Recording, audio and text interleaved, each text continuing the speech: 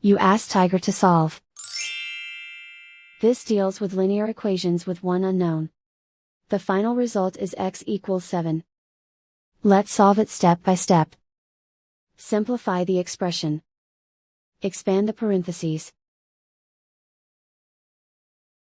Simplify the arithmetic.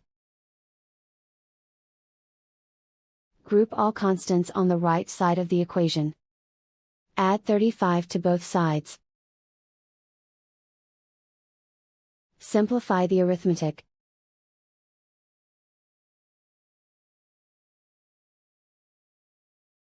Isolate the x. Divide both sides by 7.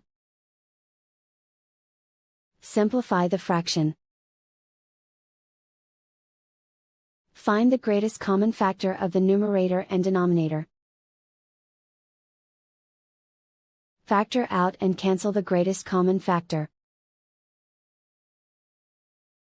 And so the final result is x equals 7.